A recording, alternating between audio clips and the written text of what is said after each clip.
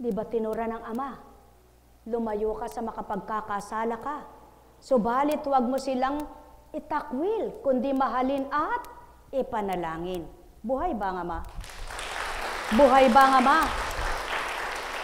Kaya, kung mahal nyo ang Ama, yaon ang gagawin nyo. Hanggang sa hindi nyo namamalayan, yung sinusukan yung kapwa nyo tao. Kapag binago niya yon, baka isang araw siya pa ang magbigay galak sa buhay nyo. At yan ang Ama. Hindi ibinaba ang anak para sa mabubuti, kundi ibinaba ang anak para sa masasama. At kapag napagbago ang masasamang ito, malulugod siya. Kaya wag niyong pipiliin ang pakikitunguhan nyo. Yung mabuti lang na gusto nyo, yun lang ang gugustuhin nyo. Paano naman ang mga nagkasala? Wala silang puwang sa Ama. Hindi totoo yan. Kaya nga nandyan ang anak para hanguin niya at baguhin.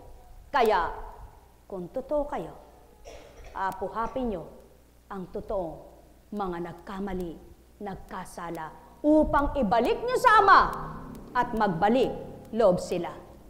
Tutulungan kayo ng Ama sapagkat may pagnanasa kayong totoo.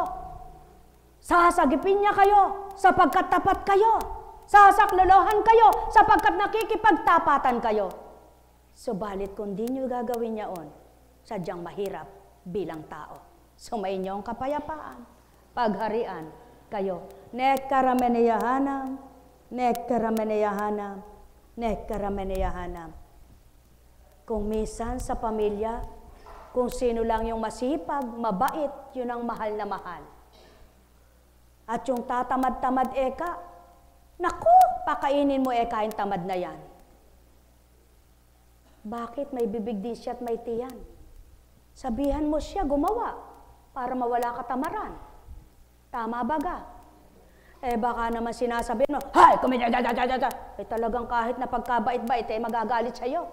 Subalit, pagka sama-sama man ang ugali, kapag kinausap mo ng may pagmamahal at nadama niya yaon, magbabago rin siya.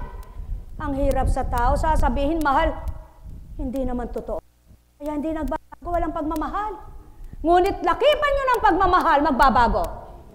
Mga minamahal, katotohanan ng aking tinuturan, totoong pagmamahal.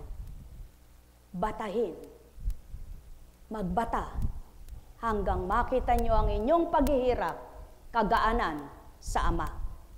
Kapag nagsumbata na lang at nagbilangan ng mga kamalian, wala nang maitatama.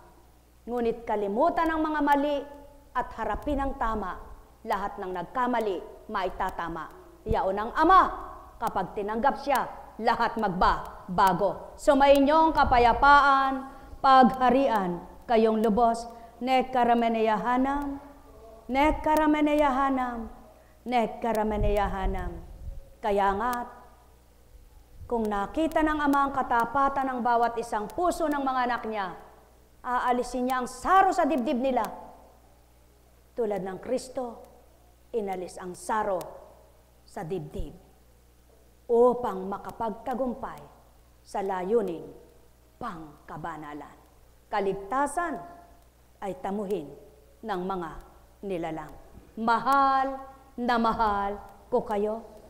Katotohanan ang tinuturan, subalit sa hindi magiging ganap at tapat ang isipan, hirap ng kalooban bago tanggapin at namnamin.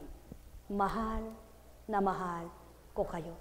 Tuwiran ko ang tinuturan, mahal na mahal ko kayo. Nekkarameneyahanam, nekkarameneyahanam, nekkarameneyahanam. Buhay ba ang Ama? Buhay po ba ang Diyos? Ano naman ang mapapala nyo pag halimbawa,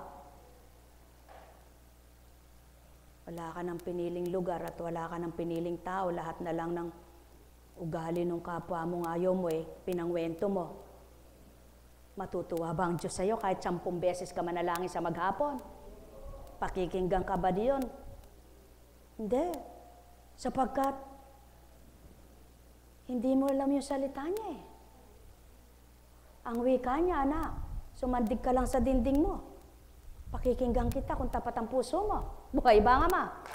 Kaya sa inyong lahat, pagpalain kayo. May pakiusap lang po ako, no? Sapagkat kailangan po maaga. Baya nga po kung Ching na yan. Siya ang tanghaling lumabas pagkatapos nagmamadali ngayon. Paumanhin po sapagkat ayoko na pong magpaliwanag kung bakit Ano po? Sapagkat nga po ganito May dadaluhan po kaming anibersaryo ng Mapaniki chapter. Kaya pwede po ba pagkatapos na sinabi i-exit na po ako, no? Wala na pong lalapit ni isa. Paumanhin po, may Lunes pa. Pero may bukas sa tuwina. Ano po? Sapagkat kailangan po na makatupad doon. Para sa kabanalan, para sa kabutihan, hanapin ang katotohanan. Alam kong may magagawa ang Ama. Alam kong may magagawa ang Ama. Pagkat winika niya, manalig ka na. Bawat araw ako sa inyo naghihintay. Alam kong di ringgin kayo ng Ama. Alam kong di ringgin kayo ng Ama. Pagkat winika niya, manalig ka. Bawat araw ako sa inyo may nakalaan. Mayroong magandang mangyayari sa inyo. Aking mga minamahal, mayroong magandang mangyayari sa inyo. Manalig, umangkin at tanggapin. Alam kong may magagawa ang Ama. Happy birthday. Alam kong may magagawa ang Ama. Pagkat winika niya, manalig ka na. Bawat araw ako sa inyo may nakalaan. Mayroong magandang mangyayari sa inyo. Aking mga minamahal, mayroong magandang mangyayari sa inyo. Manalig, umangkin at tanggapin. Alam kong may magagawa ang Ama. Alam kong may magagawa ang Ama. Pagkat winika niya, manalig ka na. Bawat araw ako sa inyo may nakalaan. Mayroong magandang alis na ka dyan. Nangyayari sa inyo. Aking mga minamahal, mayroong magandang mangyayari sa inyo.